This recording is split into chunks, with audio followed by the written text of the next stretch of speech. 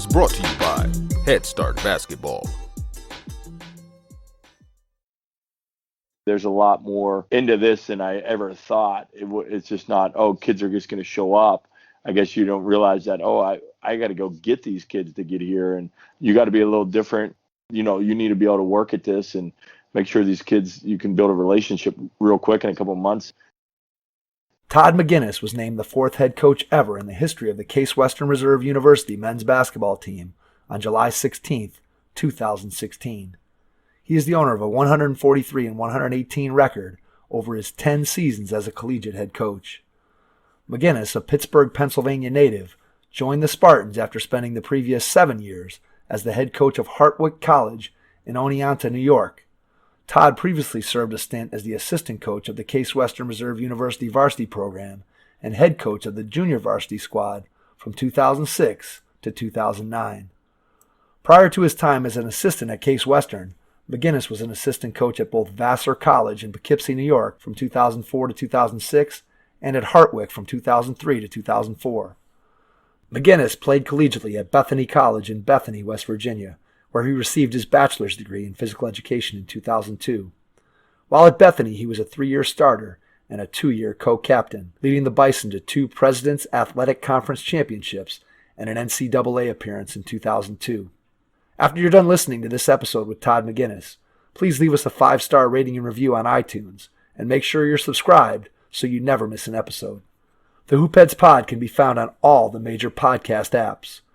Let a friend or coaching colleague know about the show so we can continue to grow the great game of basketball. Be prepared to take some notes as you listen to this episode with Todd McGuinness, men's head basketball coach at Case Western Reserve University in Cleveland, Ohio. Hello and welcome to the Hoopheads Podcast. It's Mike Klinzing here with my co-host Jason Sunkel. And tonight we are pleased to welcome to the podcast from Case Western Reserve University here in Cleveland, Todd McGuinness. Todd, welcome to the podcast. Thanks, guys. Thanks for having me.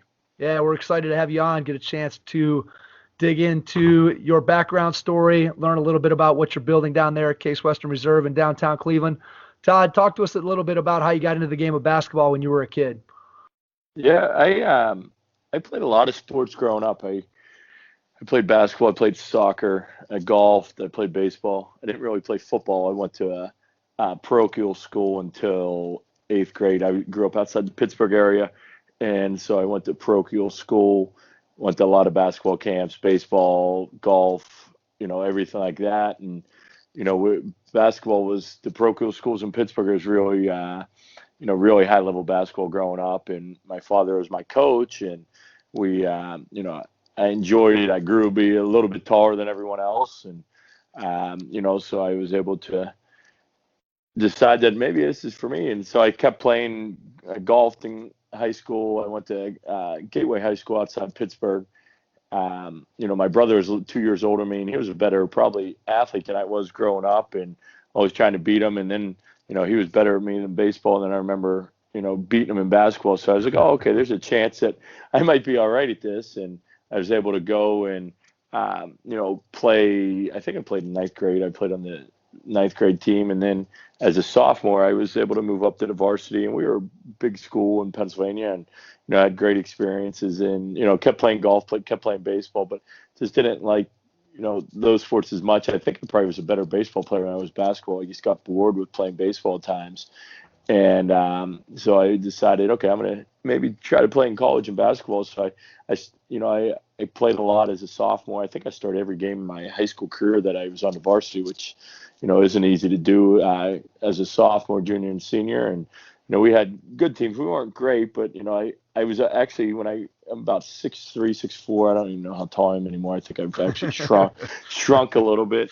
And when I was, so as like a sophomore, I was like an inside player, because I was a little bit, I don't know why, but I had good footwork around the basket. And then as a junior and senior, I was like, well, if I'm going to play at the next level or learn, try to play at the next level, I need to play on the wing. And, so then I started playing on the wing and working on my shot a little bit more, and, just being able to handle the ball. And, so that's my like high school. And then I went to, I was recruited by a few schools as kind of a couple scholarship interests, but I wasn't that kind of level. I wasn't a good enough athlete. Looking back on it now, maybe back then I thought I could play at that level, but like looking back on it, how our recruiting is and everything now, wasn't not a good enough athlete. And the crazy thing, when I played, there wasn't really AAU. I'm not the oldest out there, but I graduated high school in '98, and there was no AAU at that point, really. And so it was really, I remember going to Metro Index basketball camps and trying to be recruited that way in a lot of high school team camps and summer league, and it really wasn't any, the recruitment was a lot different than it is now. And, I looked at a bunch of schools, and I decided to go to Bethany College in West Virginia. I remember one of the reasons I went is that I went and watched them play, and they were just god awful. They were 2-23, and I was like, "Ooh, I can play right away here." There you go. There's some minutes for me. Yeah, nice. And they had phys ed and health, and that's what I thought. I thought I wanted to be communication, stuff like that, and I got there, sports management, all trying to figure it out. And then I went into phys ed and health, and luckily I chose it because I started, I think, half my games in my freshman year, and then my sophomore, junior, I started pretty much every game there. Then I got hurt going into my senior year, broke my hand in playing pickup, and I, didn't start as a senior. But we had great experience. We were 5-20 as a freshman, and sophomore we weren't great.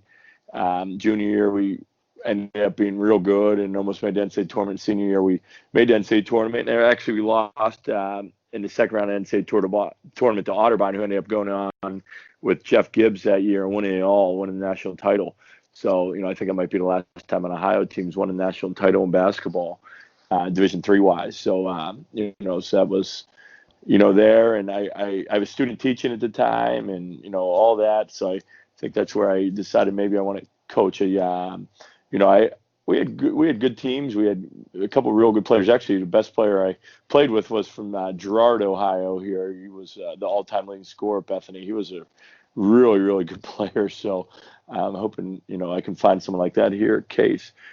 So is that good, or you want me to keep going? No, that's good. I want to Okay. I want to circle back and ask you two things. One, Okay. I'm always fascinated by the multi-sport background and how you felt that impacted you, and then what you look at in terms of from a coaching standpoint and recruiting standpoint. How do you feel about multi-sport athletes? Obviously, multi-sport athletes don't really exist necessarily too often in college, but if you're looking at a kid that you're recruiting, or just think about your own experience, how would you characterize your experience as a multi-sport athlete, and then how that maybe impacts when you're looking at a guy to bring into Case or wherever you're coaching at the time? It's interesting because I don't think I even knew better growing up. I just think that's what my family life was like, and I think that's what all my friends did, is play everything. And so I just was like, okay, this is a chance I can play golf. I actually played golf in college as well, and so I think it was just what I was used to doing. And I don't know if I think I would have got bored with the game of basketball if I started playing at like 14. That's all I played. I think I really would have got bored of it. And I just think that maybe I got bored of baseball playing that, and maybe I played that a lot more growing up. And we actually I like kids that recruits that play multi-sport. I think the best recruit we have coming this year, he's actually from Coldwater, Ohio, and he was the state. They lost in the state championship game in baseball, and he was the starting pitcher.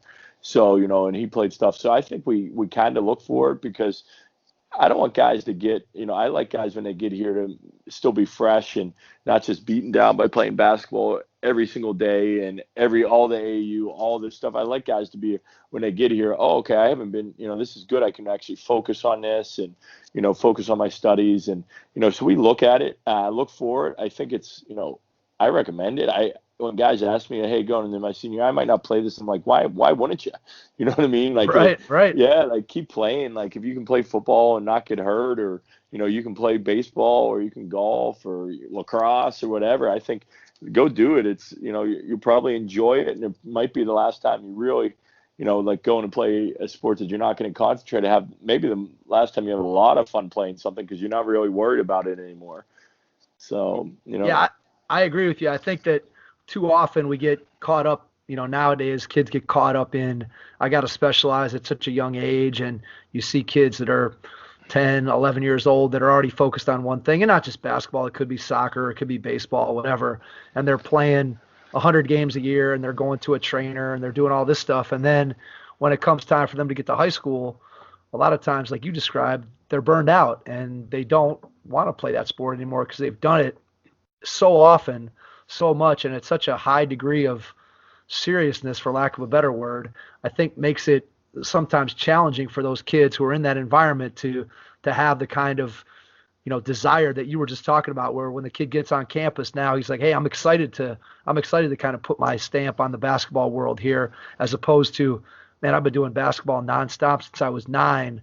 Now here I'm coming back and having to do it all again. And you see a lot of cases where kids get burned out. And that goes to something else that you talked about, Todd, which was, when you were growing up, and I'm about 10 years older than you, so I didn't grow up in the AAU system either. I grew up kind of playing on the playground and play with my friends in the neighborhood and that kind of thing. And nowadays kids don't do that to the same degree. They're all, playing in a gym somewhere in the AAU system, or they're working out with a trainer. And I think that there's good and bad to both. There's good and bad to both of those scenarios. And I'm not here to dump on today's, world as the old guy, get off my lawn. But I do think that there's benefits that come with both systems. And I think you did a really good job of describing what the dangers are of the current system, is that kids just play so much, which, in one sense can be good. You can develop your skills. The more you play, the more you practice, chances are the better you can be. But I think there's a real danger in burning kids out, as opposed to a guy like you who played multiple sports and even on to college played 2 sports. I think there's something to be said for that, for sure. I always ask my guys, it's interesting. I'm like, okay, what are you doing, in the summer? Because our guys are all over the place, and at Division III, you're not allowed to keep them here and do workouts or anything. So I'm like, oh, what are you doing? Well, I'm trying to find a gym. I'm like, well, there's a park. Like, don't people play outside anymore? Like, I used to remember going to parks in Pittsburgh, and that would be the best runs you could get. Like, for sure. Our guys are, I need to get in this. Like, well, don't you have friends you played in high school with? Like, can't you go out and play in the park? Like, can't you go, like, into your high school gym and play instead of paying all this money to play in the league? Like, there's ways to get better that, there's enough guys that can play basketball somewhere. Like, you got to be able to do, I'm working on my game. Oh, well, go play a little bit somewhere. That's, I think, a lot of my guys, probably more than half, need to go play. They need to play more, like, instead of just working on their game. Like, they need to just play at times. And, most people say, oh, they need to work on their game. Well, I think, I see a lot of it. Okay, their skill might be good, but they can't play once the action's real. Right.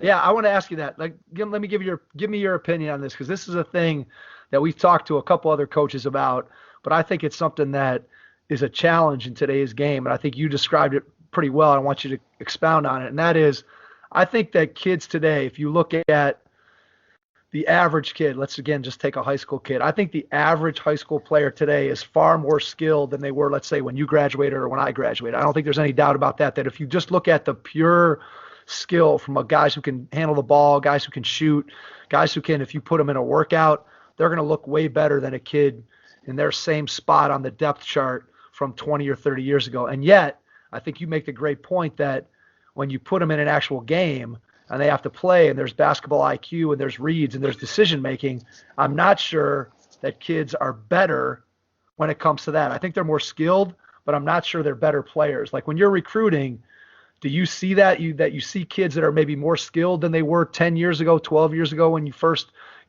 became a head coach, or am I off base here? It kind of seems like they're more skilled today, but maybe not better players. Yeah, I would say that's true. Our guys are more willing to go, I think, with all the technology. I didn't have a shooting gun. We didn't have a shooting gun where I was before I got here until, probably 5-7 years into coaching. Like, I didn't even know what one was. Right. And now I think guys are more apt to go down and shoot on the gun and, just sit there and make 150 shots or 200. Well, you're not getting better by doing that. You might get a little bit better. But I think guys are so used to it in high school and everywhere they're at, just having the access to the gun and trainers. And so they're more skilled, but, they, like a couple of our guys, we have I don't want to get into details, but we have a guard that's, had a trainer his whole life, and, like in drills, he's great and everything like that. But I after the years, like, you need to go play.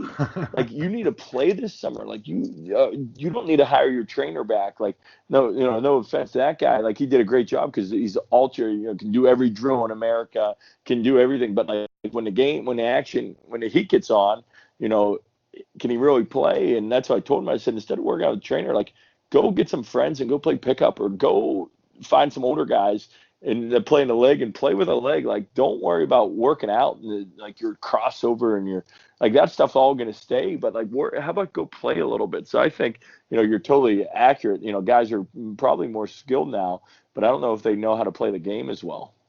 Yeah, it's a challenge. It's such a hard thing because there's just not the same.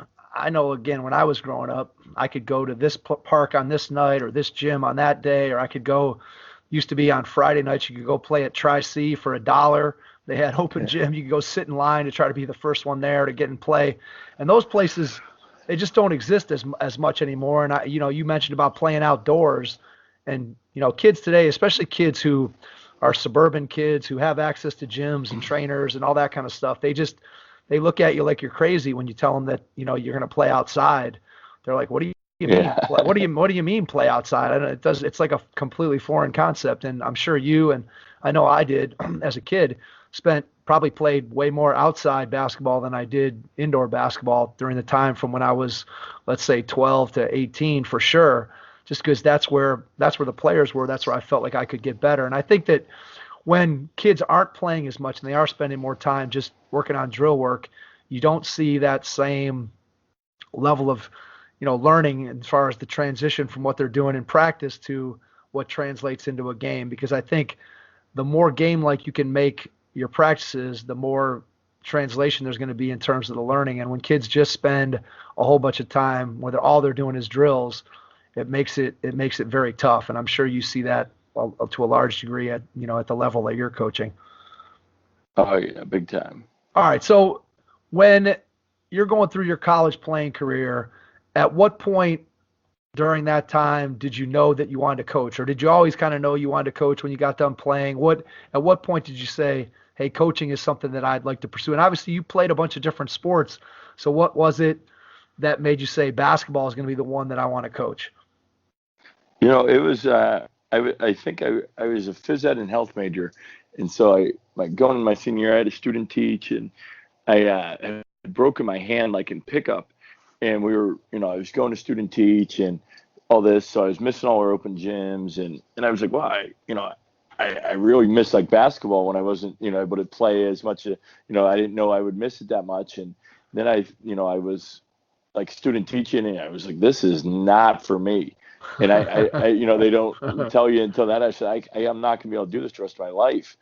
And, at that point it was like, oh my God, what am I going to do? And my coach at that point, was like, oh, okay, you might be all right to coach. And I was like, oh, okay, really, you think? And I was like, oh, maybe that's something I thought of. And that's really how it happened. And, I kind of was like a coach on the floor. I could always see what was going on, or knew what was going on with the game, that other guys had no idea, that might be able to score more than I could, or, I was always the guy playing defense and making extra pass. And so I was like, oh, okay, this might be, ability to do it. And it's actually interesting. One of the guys I played with, who was like my roommate and, good friend, is actually the G League coach for the Miami Heat. So two guys that played basketball together on the same team and graduated the same year. Actually, he was a college coach, but now he's with the NBA with the Heat. So that's I guess maybe our coach was a guy that really helped us say, okay, maybe this is something you guys will be good at. And, that's really where it came out about, and I'm glad I did it. I never thought I would be, gosh, I'm getting old, almost 18 years from now or whatever it is. 17 years I've been coaching it. I would never thought that would be the case. So your first foray into a career choice was, you thought you were going to be a phys ed teacher and possibly maybe a high school coach. Was that your original intent? Yeah, I didn't even know if I would even coach. I was just, okay, I'm going to be a phys ed. Both my parents are educators.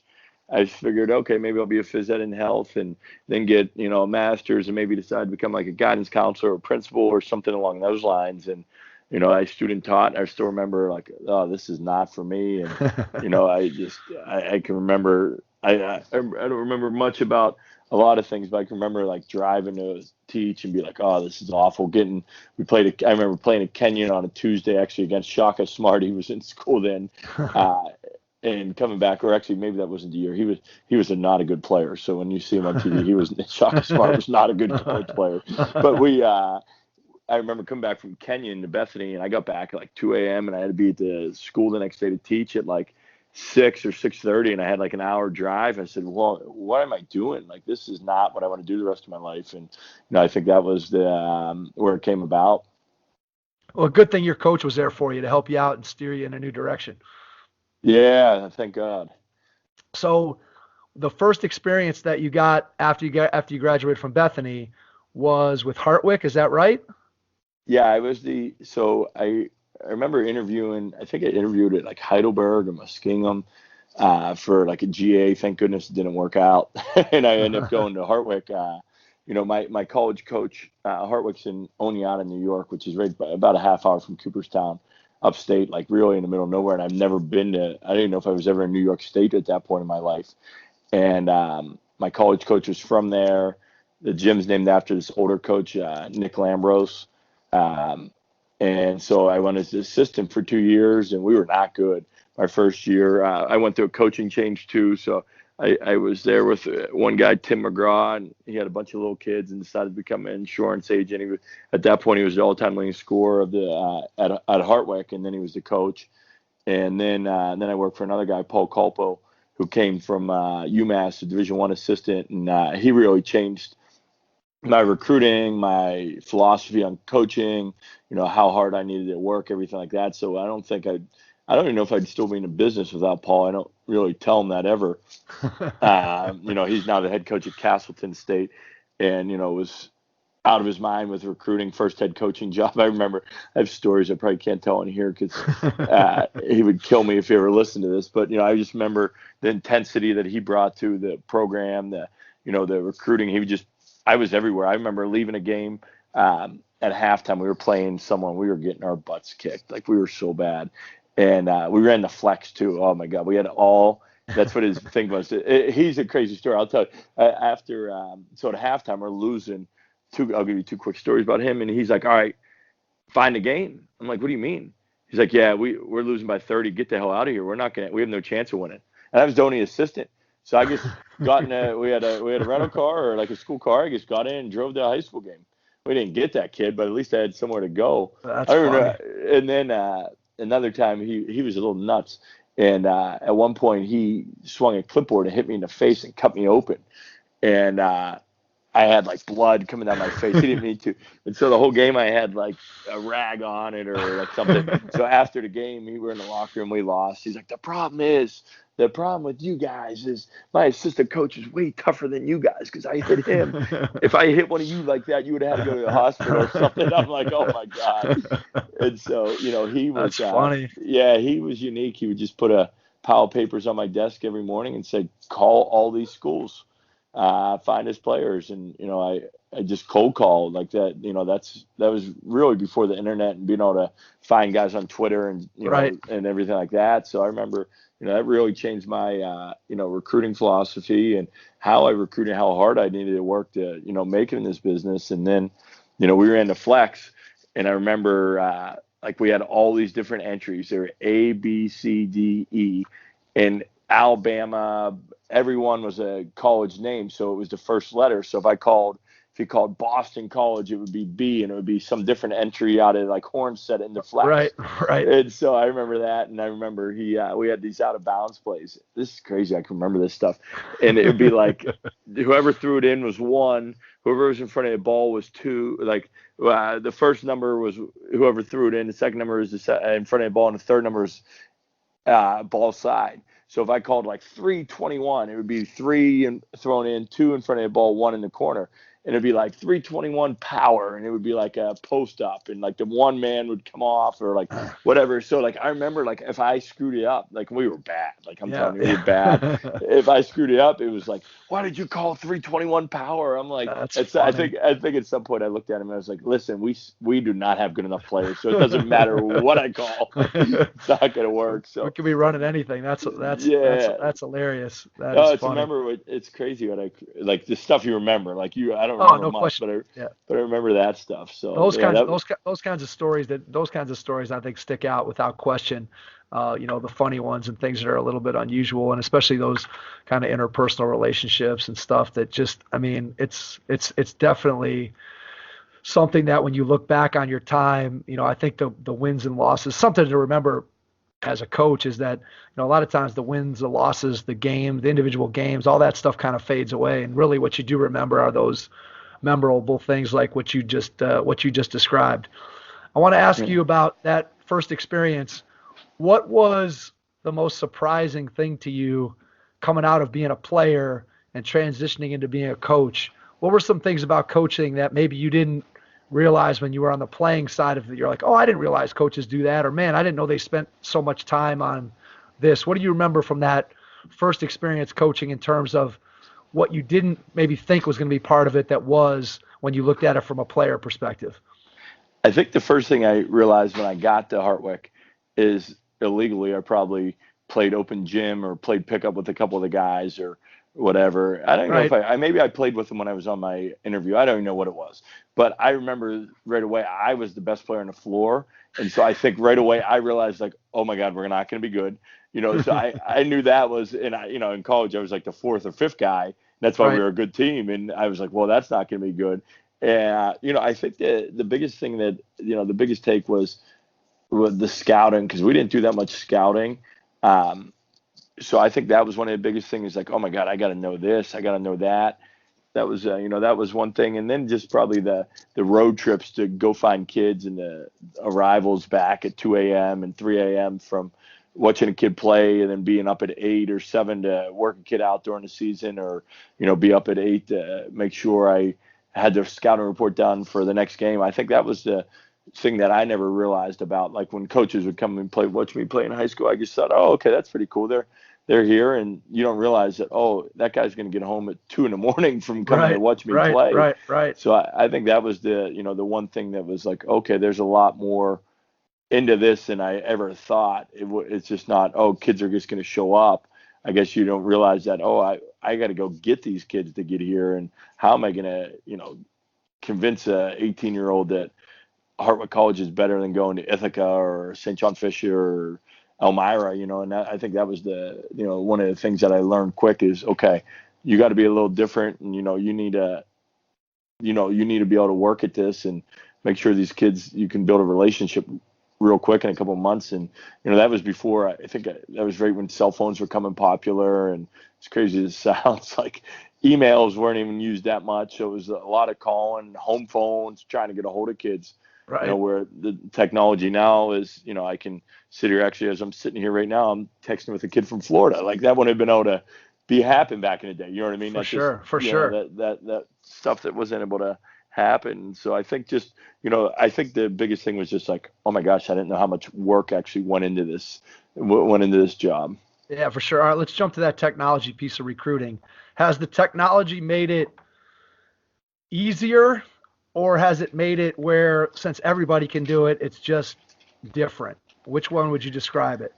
I think it's, I think it's made it easier for people. I think, back in a couple years ago, or, 10, 12 years ago, you might have been able to find a guy. I think you still can find guys that no one knows about, but I think it's, I think that's interesting. I think it's helped. I think it's made it easier for, communication, to be able to get a hold of kid. Like today I was doing our pre-reads where I can get a kid's transcript, test score, senior schedule, major, and I can get a pre-read on to find out if he's going to be getting into school and everything like that. And that, all kid doesn't need to screenshot me, and I can make it into a PDF. And so years ago that would have had to be mailed. And so I think it's really changed the game, but, I think you have to be up on to what people are doing with, recruiting wise, with making sure you have Twitter and Instagram and all that stuff to make sure kids have, they're going to click likes on stuff. So make sure they're going to like your stuff. I think that's the thing about it. And, it's changed it, but it's still, I think it's still about working hard and getting in the car. And, now maybe it helps us here at Case Western be able to recruit a kid from California or Texas or somewhere like that, because now I can watch him on video, or I can pop a game on from his AAU team and watch the whole game on YouTube. So I think that's that stuff's helped and changed the way recruiting has gone a little bit too. Yeah, I would guess everybody's able to go much more national, at least in terms of being able to see that kind of stuff and be able to communicate, because, again, you go back 20 years ago, and if you were looking at a kid from California, they'd be mailing you tapes and, your chances of ever actually doing anything besides talking with them on the phone was pretty minimal. Whereas now you can, I'm sure, get a pretty good read on whether or not the kid, A, can play at your level, and then B, whether or not they can learn a lot more about your university through just communication with you through the internet, through Twitter and Facebook and all the social media and everything. So I think that there's probably, hopefully, it allows both sides to check the other side out more thoroughly and hopefully come to make a good decision that's a better fit for everybody. But I still think it's, I'm sure recruiting takes up a lot of your time. I'm sure it's a challenge. We'll talk a little bit more about that as we get into you, as a head coach. So let's transition to that. I know you had another stop at Vassar, but let's jump ahead to when you got your first head coaching job. Talk a little bit about what you learned in your time as an assistant that you took into your first job as a head coach, and then maybe something that surprised you the first time when you got to take over your own program there at Hartwick. Yeah, so I left Hartwick and went to Vassar for 2 years, and I was equipment manager there, and a bunch of other stuff. So I was able to learn some stuff there, and then I was lucky enough to get a job at Case Western for 3 years, and I really think that was one of the reasons I was able to get the Hartwick job, is coming from a great university and learning and being in the conference we're in, one of the best in Division III, and so then I got the Hartwick job at 27, I think it was 27. So I was pretty young to be a head coach at the college level, and I think the first thing that I learned is when I got there, I was like, oh, okay, this is going to be, easy when it comes to this or that, when budget, like all this stuff, I'm going to buy all this Nike stuff. I remember like getting my budget and was like, whoa, like this is all the money we have. Like, and I guess I'd never been really privy to like anything like that. And so I remember getting that, and I'm like, we have $15 to feed a kid a day, like all that stuff that you never think about as an assistant, because you just don't worry about it because you're like, oh, we got all the money in the world. So I think that was the first shock. And what was the second part of that question? So the second part is, what's something that you learned in your time as an assistant that helped you as a head coach? Yeah, I think the philosophy I had on coaching, what we were going to do, how we were going to play, I think that got molded. I think I learned what I wasn't going to do more than I learned what I was going to do. From the coaches I work with, like if there's something would happen, I'm like, well, I'm never going to do that. Or I don't want to do that with my team. I remember in college ran Princeton for a year, and I absolutely hated it. So I was like, well, I never want to run Princeton. I was like, we're never going to run Princeton because I hated playing in it. And, we ran flex at Hartwick when I was the assistant. It was like, well, we're never running flex, so I think I learned a lot more like that than I did. And, I think I worked for a lot of people that are like man to man. I was like, well, I think I was more apt to be willing to be like, okay, I'm going to play some junk defense. I'm going to be able to play zone. I think that was more apt to do stuff like that, because I always wanted to try it when I was an assistant. No one ever do it. So then I became a head coach, and I'm like, well, we're going to play triangle too. We're going to do this. And, we did, we were able to be pretty successful. And when I got the Hartwick job, my first year, we were really not great. I'll put it that way. We had some guys that were starting that should have been college players. And, we hung in there. We were tough. We were physical. And that's why I try to have our teams like all the time. And, so I think I got the job, and I was like, oh, this is going to be easy. And then I was a couple of days into practice, you're like, oh my God, like, what are we going to do to win some, am I ever going to win a game? And, I think I was able to get the guys to realize, okay, this is going to be, we made it as fun as we could. We had the seniors have the best experience they could, so that I could use them for recruiting to call kids. And, so we had the best year we could have with the record. I had no idea what my record was that year. But, so that, I think that was part of the process, is learning more what I didn't want to do. And that's what I tell young guys if they're getting into coaching and, working for guys, well, figure out what you don't like more than what you like, because, you're always going to be able to find stuff you like, but you're always going to remember the stuff you don't like, so that way you don't do it whenever you're the head coach. Yeah, I think especially when you have personal experience with stuff that you don't like, I think it's very easy to pay attention to that and be like, oh yeah, I'm never going to do that, whether it's an X's and O thing or it could be just a culture or a team building or whatever you want to, however you want to describe it. I think that the things that you see kind of like goes back to what we talked about before, some of the things that are memorable, whether it's a loss or some personal story that you have or just something that you remember from that didn't turn out the way you wanted to. I think those are the things that sometimes are the most vivid memories. And to your point, I think you stick that in a notebook, you write that down in a journal, and you're like, yeah, I never want to do this because here's the reasons why, whether it's just you didn't like coaching it or you didn't feel like it was going to be successful or whatever. And then eventually, like you said, especially today, there's so much information out there and there's so many people that are willing to share and talk to you and, so many great people to learn from that you can always find great stuff to learn from, whether that's, again, X's and O's out on the floor, whether that's culture stuff, regardless, I think you can always find the stuff you like, but you definitely, I think that's great advice to a young coach is to find the stuff that you don't like, find the stuff that you're not going to do. And that way, if somebody ever brings it to you, you can be like, yeah, I had experience with that. I know I don't want to go down that road.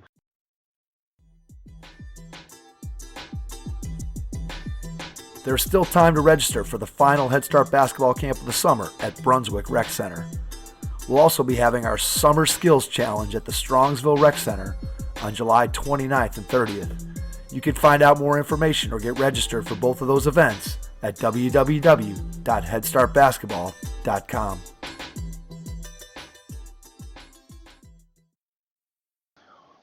What's something that you look back on that first year and compare that to where you are today as a coach? What's something that you feel like you've gotten significantly better at than you were that first year as a head coach? Could be an X's and O thing, could be just a team management, could be culture. Just give me something that you feel like you're a lot better at today than you were in that first year. Yeah, I just think it's not staying off the officials because I think I'm worse than that as I've gotten older. Most people can say they've gotten better at that.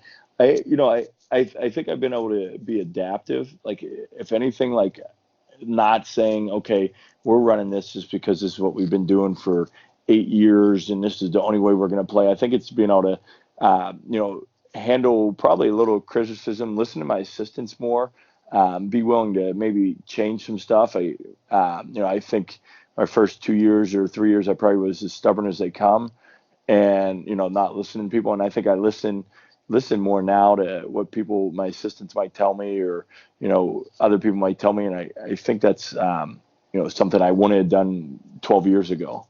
What do you attribute that change to? Just being more experienced, more comfortable with yourself as a head coach, more confident in what you're doing, that you're willing to take suggestions and, have those conversations with your assistants? What do you attribute that to? I contribute one to the guy I was talking about before. The gym's named after Nick Lambros. He sat on my bench for my 7 years at Hartwick, and he would just come in every day with a new thing or, call me a stubborn, whatever.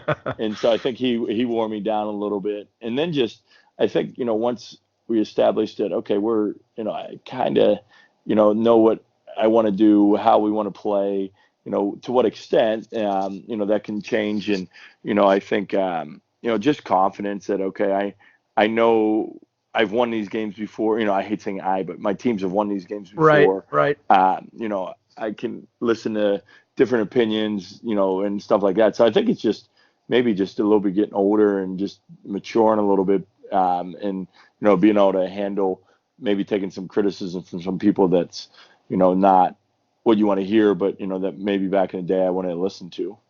Yeah, I think as you grow and as you get older, I think you have more experience. I think it becomes a little bit easier to take in information from other people, to take that criticism once you've kind of established yourself and you feel more confident in what you're doing. And I know I can speak to that myself. And as a young coach, you kind of think you have all the answers. You think you know everything that there is to know about the game. And sometimes you tune out the people around you, or in this case, there's a lot of things that you can learn from people that now you don't even know that you can learn, whether that's through the internet or going to clinics or talking to people, however.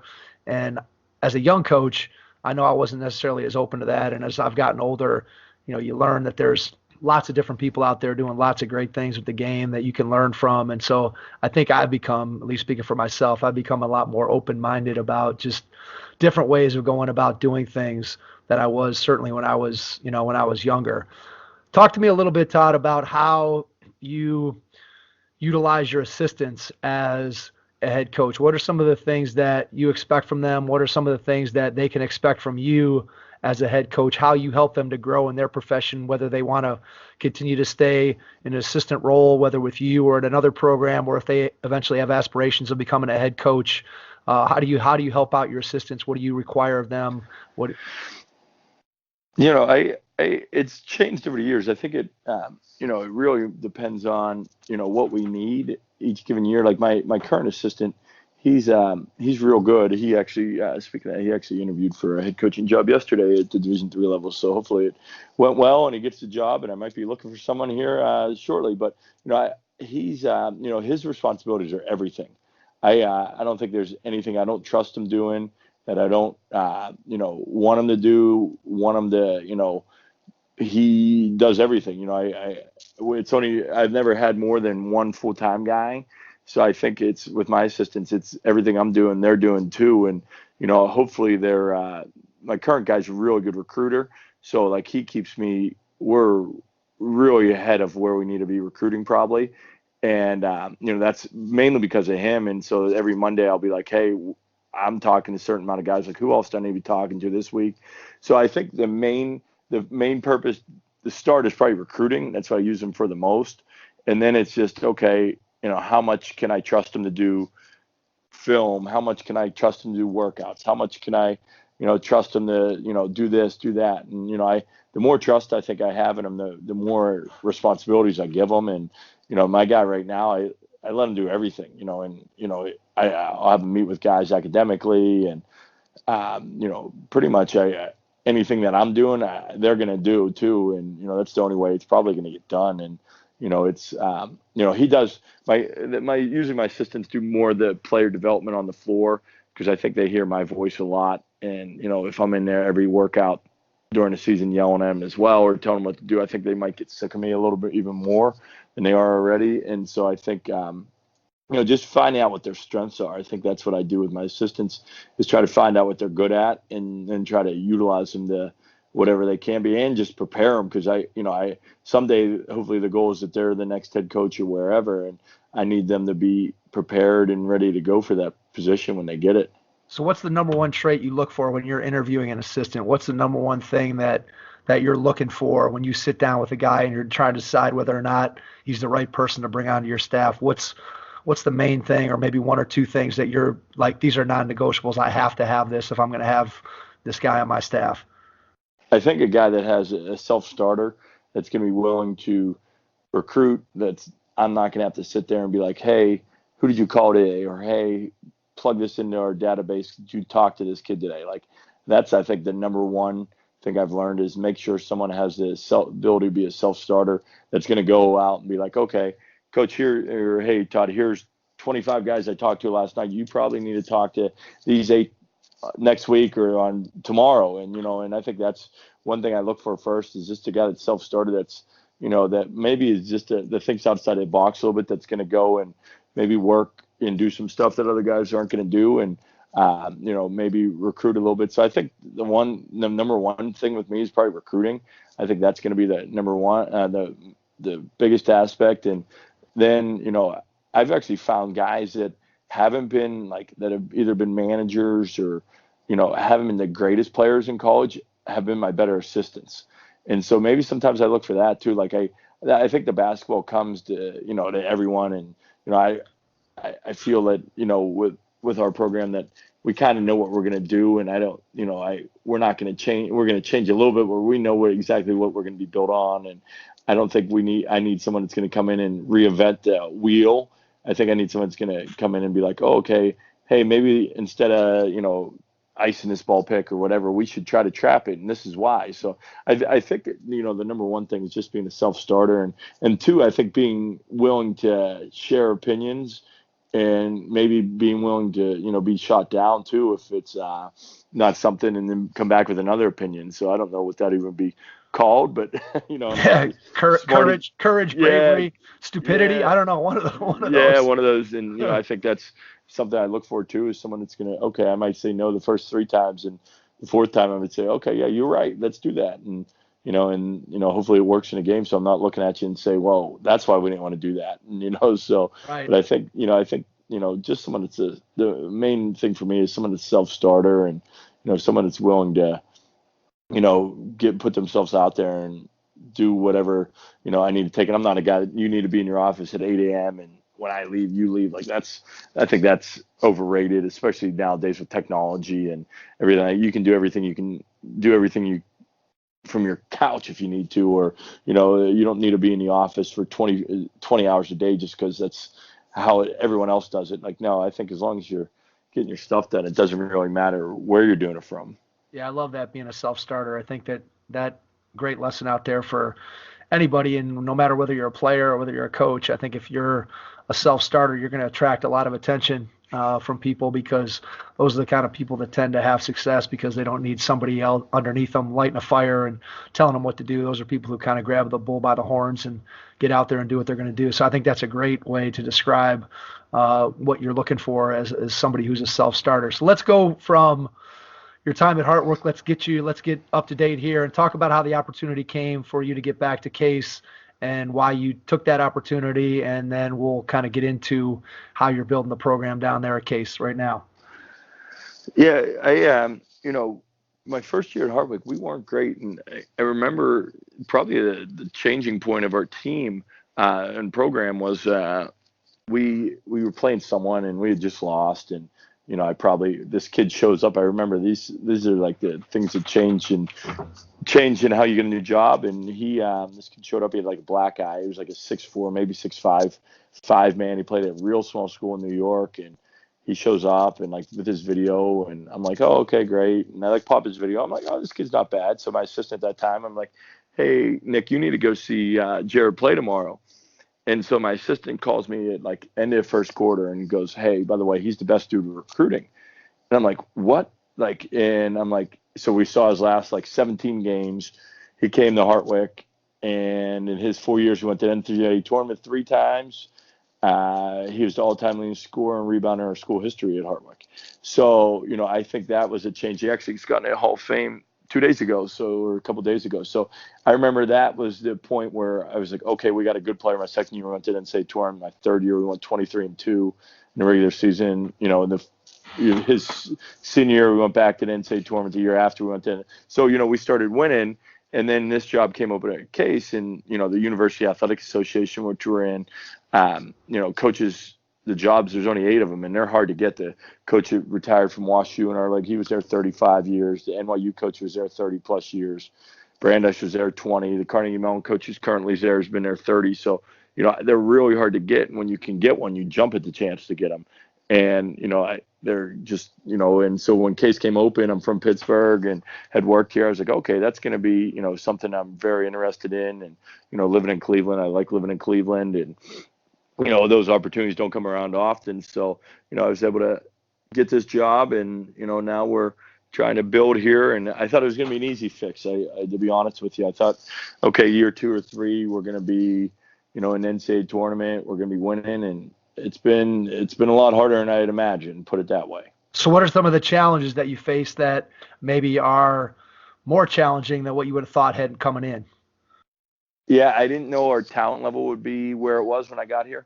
I thought I was going to come into a place and, UA job and top 30 private research university. I was like, okay, we're going to have really good players. And, well, that wasn't the case. So I think that was the problem. Problem is building, from there, like trying to figure out. And, I thought there would be like, okay, these guys are going to work hard. And, there was some of that stuff a lot of that stuff had to be changed. We had to put a weight program in. We had to get guys that were willing to come in the gym and work harder. We had guys willing to lift, and I didn't think any of that was going to be the problem, if that makes sense. And so I was like, oh my gosh, I'm starting to bare bones here. And, then we've, now we're trying to catch up on talent wise. And, it's not the easiest when you're at a high academic school to get, the guys that maybe you need to get over the hump right away. And so we've been building, and I thought we're going to take the leap last year, and we had a couple crazy little things happen, and and all of a sudden we were 7-3 in Miami. We played in a tournament in Miami, and going in our conference, and if you had told me you were won 2 more games, I would have told you you're out of your mind. I don't have much money in my life, but I probably would have bet you every dollar I had that there's no way we're only winning 2 more games. I thought it was going to be 15-10, and then looking at the year coming ahead, we were going to be 18-19, and I tell our guys all the time here, our guys, the NCAA tournament, this and that. We've never in our league, we've never been 7-7. The best record in school history is 6-8. And, my second year we were 6-8 here, and I thought we were going to get that this year over 500. So, I tell our guys, okay, before we worry about anything else, let's worry about getting that 7 wins, and then anything can happen. And, I think, I thought it was going to be a lot quicker, put it that way. And, it's just been challenge of finding the right kids, getting them to believe that we can actually do this. And we're not, when we go to WashU or when we go to Emory or we go to Rogers, we're not supposed to lose those games. We need to go in and think we're supposed to win that. And I think that's been the biggest challenge for me a little bit right now.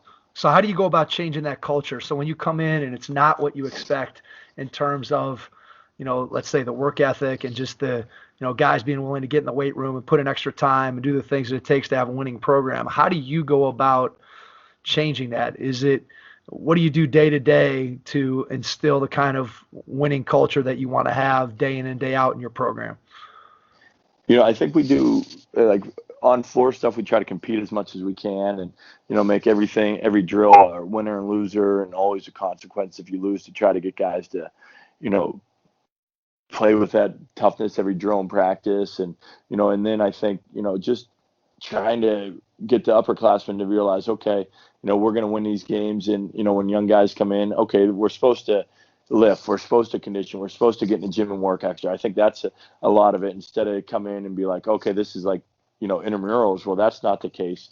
We need to, make sure that we have stuff to, in place that they know that this is what is needed, instead of saying, we're just going to come in and, just do whatever. Like, I think it's just a matter of having them in here and say, okay, this is what expected, and we're expecting we're going to win. And, this is important that, we lift on a Tuesday. This is important that we condition on a Tuesday. And I think it's just a matter of getting them to understand that, okay, this isn't going to be built just by coming in and maybe getting a better player. Well, of course, that really helps too. But, everything matters when we go on the road, and, and all the stuff in the off season, getting guys to buy into the lifting, to buy into that. And, I think it's just, results need to help, and, and then just getting them the belief that, when games are close, we're going to win. And, if we look at our games this year, we lost. I literally, I could go in the locker room every game, and I probably did it almost every game at halftime, and be like, okay, the ball, we're either going to have the ball up 1 or down with the ball with a minute to go or 2 minutes to go, or are we going to make the plays to win? And we just didn't this year. And, we just didn't have that closer, the guy that, that could make the play when needed. And, we didn't have any seniors. So I'm hoping that, we have a couple seniors that decide next year, okay, this is my last go around, and we're not losing these games. And I think until that belief is, believed by everyone, we might still lose them. And, that's the biggest thing I'm fighting, is trying to get them to, okay, we're supposed to win these games, instead of, okay, we're happy that we lose by 1 or lose at the buzzer. No, it's like, okay, we want to win these games. And, I think that's where, we're getting at a point a little bit, is guys are, I think it's the first year since I've been here after we lost some close ones. Guys were actually upset for the first time. And I said, okay, we're kind of moving in the right direction. Now we just, need to start expecting to win these games. Yeah, I think there's something with that too. We talked back to the beginning of the conversation about the AAU kind of mentality of, I lose a game on the weekend, and I'm playing another one an hour later, and where are we going to eat lunch? And sometimes I think that losing doesn't burn as much as it did for some kids, as it did in the past. Because I know, like, when I was in high school, I played 20 games. And then, I wasn't playing 35, 40, 50, 60 AAU games in a spring and summer. And so those games all meant a lot more to me. And I think it's a process where you get kids who start taking the game more seriously. They start buying in. And then as your older guys, your guys who have been in the program start selling that to your younger kids that you're bringing in, then I think that's when you start to really see that turn where it's not just coming from you, that culture, but it's coming from the players who are already there saying, hey, look, this is what we need to do because here's where we want to get, or here's where we are right now, and we want to get to a new place that we haven't been before. And I think when your upperclassmen, when your returning players can convey that to your younger players, then I think that's when you really have something. Yeah, for sure. And that's what, hopefully we can get to here. So talk to me a little bit about your recruiting process and just how at the Division III level, describe some of the unique challenges that you have, A, as a Division III school, and then B, combined with sort of the high academic standards that obviously are in place at Case. Talk to me about how all that plays into the type of player you're going to recruit, and then how you go about finding those guys and then actually recruiting them and getting them to campus. Yeah, it's unique. I always say if we were in any other conference in America than when we were in, it probably wouldn't even matter sometimes how we were recruited, because I think we could just get enough guys showing up that were good enough players because of the academics. But just with the league we're in, we just got to find, we're playing every games against a team that could be a top 25 team in the country and has multiple guys that have turned down scholarship offers. And so I think just trying to, compete with them is we have to be unique. And, the biggest thing the struggle that I found since I've been here is we don't have enough Ohio guys on our team. I think guys in Ohio, one, maybe not even know what Case Western is. And two, they'll think going to like a Marietta or somewhere like that is the same as going to Case Western. And, they're trying to portray that like, hey, you're going to Case Western because you're going to graduate and get a job that you're making $100,000 to $150,000, and you might go somewhere else and you might be hoping our guys hire you, and I think that's kind of the thing we have to portray is like, how can we get kids from Ohio, especially Northeast Ohio, to one, understand what Case Western is, and two, stay here. And, that's been the biggest problem. And so this year we've been really attacking Ohio. My assistant and I, we've been to more events in Ohio, trying to find guys that will, that one, can get accepted, two, that the money works without scholarships, and three, that are willing to stay at home. And, so that was big, really important emphasis, because Northeast Ohio, especially this year, is loaded with really good players. And so can we, find those guys? And I think a little bit of a challenge too is getting kids in. Our average ACT on our team is a 32. Our guys are really bright, and so trying to find those kids that can actually get in all over the place, but even here, has been a challenge. And so I think we're doing a better job in Ohio this year. We're at more events. We're involved with more guys, and and this year there's a few more guys that can get in. But one of the best players in our league went to St. Ignatius, and his parents went to Case Western, and he goes to Emory. So I think that's and his brother, who was a real nice player, is going to WashU, and they weren't really interested in Case Western. So trying to find a niche of getting those kids interested, and then just, trying to find the right guys, one that can afford it. So without scholarships, we're a little unique. We give out merit aid scholarships. So we might, to go to one of, Williams or Amherst, one of the top academic schools, they don't give out merit aid. And so we might give you $30,000. And so we kind of give you a scholarship to get our cost down to 35, even, instead of 65. So, we're a little unique that we give that. And, just trying to find the right guys, the right fit, the right ACT or SAT score that fits our range of where it needs to be, without maybe, crossing over into 35 or 36 ACTs that can go to any school in the country. So, the challenges have been just, I think the biggest challenge was I thought it was going to be easier to get Ohio kids, and it hasn't been, if that makes sense. Yeah, it totally does. I was going to ask you, do you think that, because what I look at, especially on the Division III level here in Ohio, there's just so many schools at the D3 level that, I guess, we've talked to some coaches who are, from the South, and then you have more NAI, you maybe have some Division II, but here in Ohio, it's pretty much you're either Division I or you're Division III, and there's very few Division II, there's very few NAIA.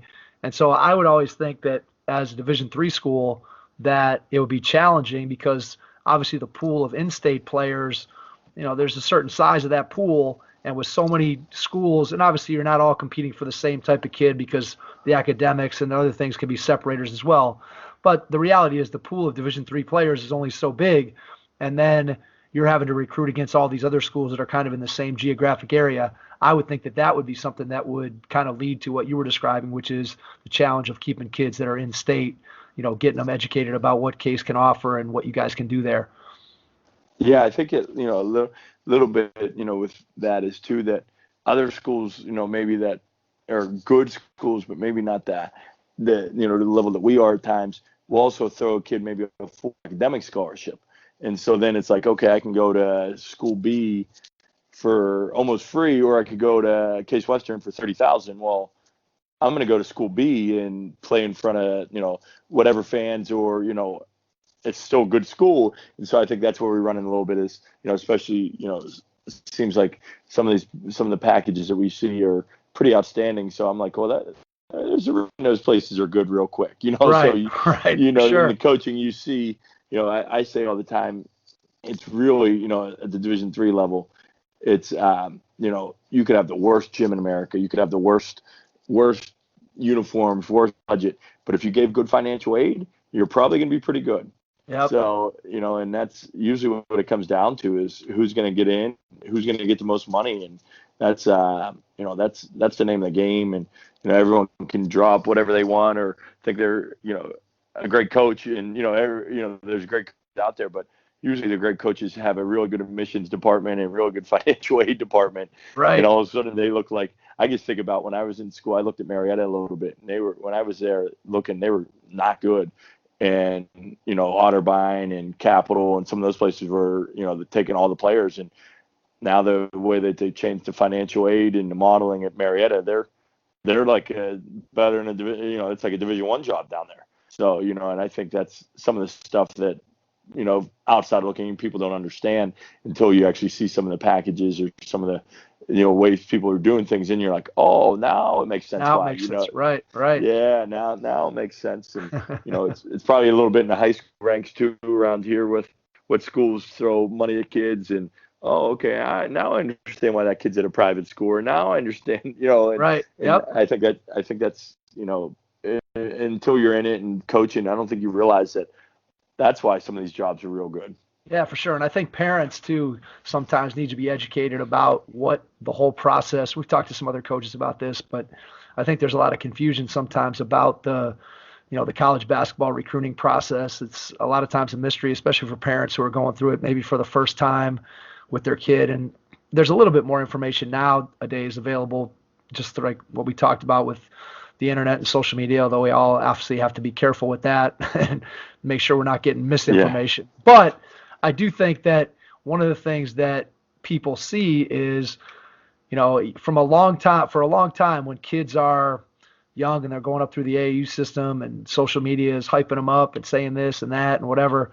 And I think that what people don't have an understanding of in a lot of cases, especially parents, is, and a lot of times the kids do too, don't have an understanding either, is just how high the level of play is at the Division III level. And so can you talk a little bit about just how good the players are, and just so that maybe a high school parent who might be listening or a high school player, just about the level of play and the level of commitment that your guys have to the game of basketball? Yeah, it's interesting because until you I ask guys when I'm recruiting them, have you ever seen a Division III game? Have you ever seen a Division II game? And guys that say no, I'd be like, well, I think you're going to be shocked at how good some of our guys are. And, and when we're able to have kids play pickup with our guys when we're not in season, and some of the high school kids come in the fall, and I think they're like, oh my gosh, this is, I got to get better, and, and I don't think they realize how strong guys are. We say a little bit, when you go from high school, when you're in 8th grade to 9th grade, you don't expect to play on the varsity. You don't expect to get in games. And I think when kids leave high school and go to college, they were like, oh, okay, I expect to play as a freshman. Well, you're going from high school and you're an 18-year-old senior until against 22-year-old men. And I think that's really the difference is, with everything is okay, when you get to college, guys are old. Like guys, next year, this year we didn't have anyone on our team at 21. Next year, I'll have 5 guys that are 21 or 20. We turn to 22 by the end of the year. And I just think, freshmen coming in, well, they're playing against guys that have 30 pounds of muscle on them. And I think that's really the difference. And, at the highest level of Division III, you can take 1 or 2 guys probably off each team and put them on, an Akron or a Kent State. And those guys could be on the team, probably play minutes just because they've played for 4 years at this level, of college basketball. And they're pretty good by the time they're done. And, and I just think the level of commitment is, it's not easy here because our school's hard.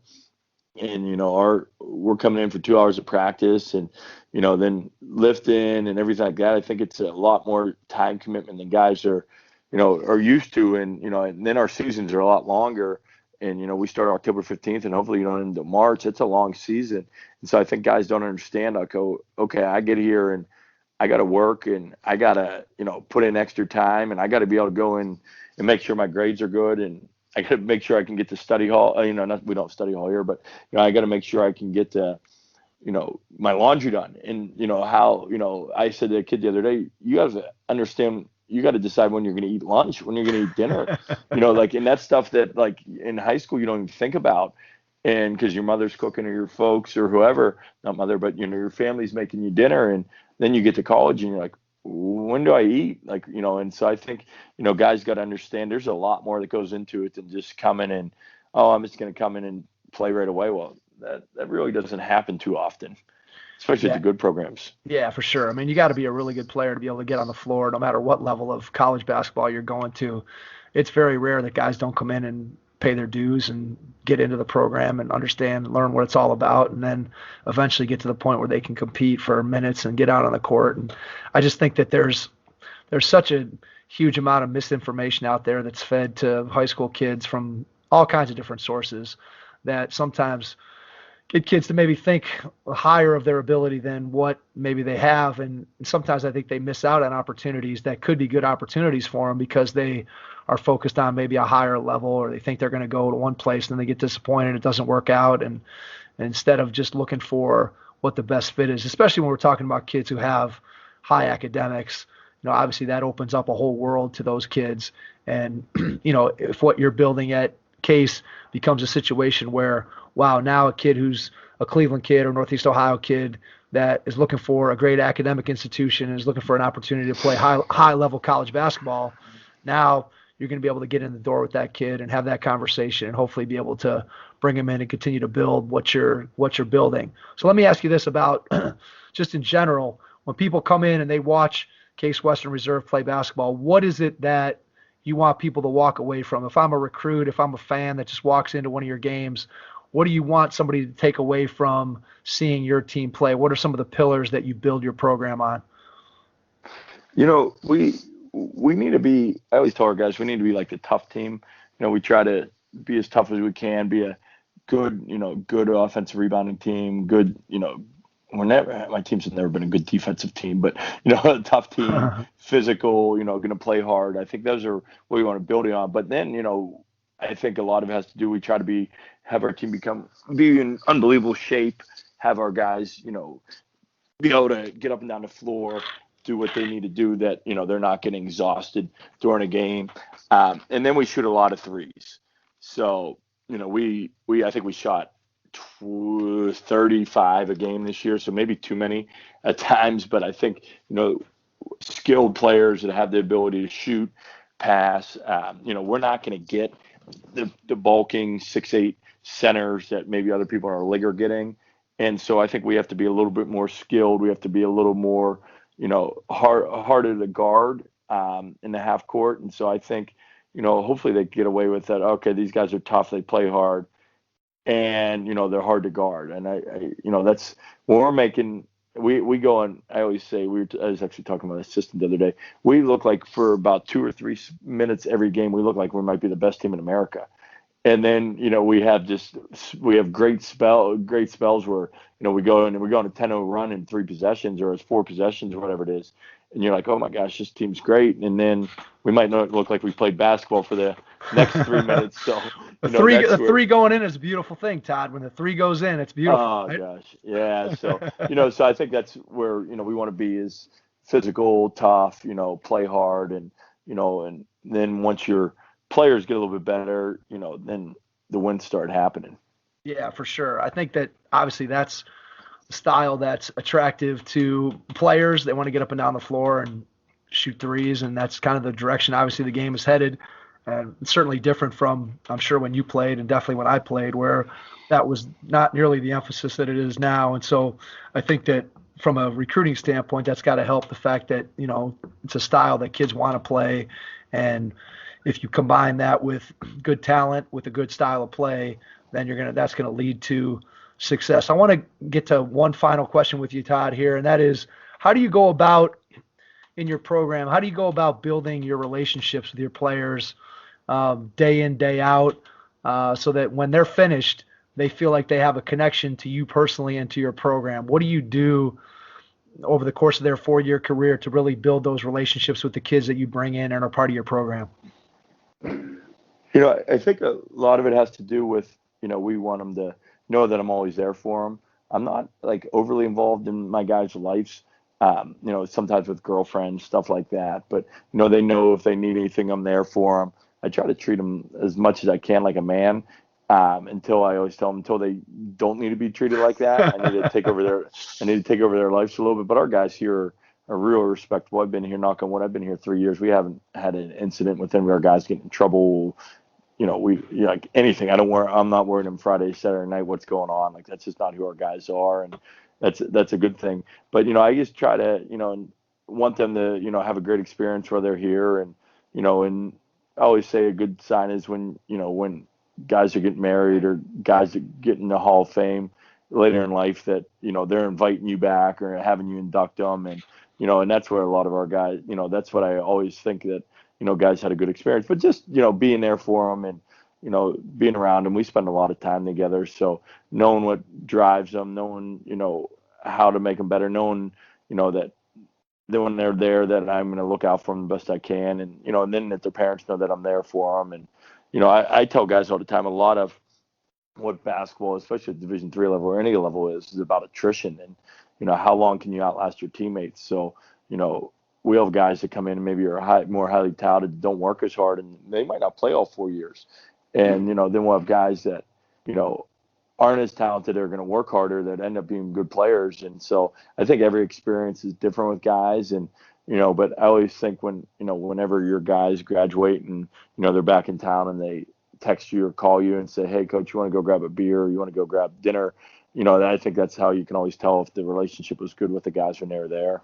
Yeah, there's nothing better than that. I think any coach will echo that sentiment, that when you get those phone calls 10 years down the road and a kid invites you to their wedding, or like you said, and wants you to give their Hall of Fame speech for them, I think there's nothing more gratifying, there's nothing more satisfying than knowing that you built that kind of relationship. And I know the other thing that I always find interesting is when you'll get a kid that you haven't talked to in 5 years, or they call you back after some monumental life event and they share something that you said that you have absolutely no recollection of ever having said, but they just tell you how much that particular statement could have been something you said in practice, could have been just something you said in a meeting, could have been something you said during a one-on-one conversation that they remember, that has a profound impact on them, but that you yourself as the coach have no memory of. And I know I have things that go both ways with that. I have things that I remember as a player that coaches said to me that I'm sure if I went back to those coaches, they would have no idea that the things that they said, what impact that those things had on my life. And then conversely, I'm sure there are lots of kids out there that remember things that I said that if they brought those quotes to me, I'd be like, yeah, I have no idea what you're talking about. I don't remember that particular thing. But that's the kind of impact that we can have as coaches. And I think that's something that we always need to keep in mind, is that huge impact that we have on young people. And it's great that we can do it through the game of basketball that we love, for sure. Oh yeah, I remember I ran into a guy and he was telling some story about I can't remember. I was even I know exactly what had happened after he told me, but like when he first started talking, I was like, I have no idea what you're talking about.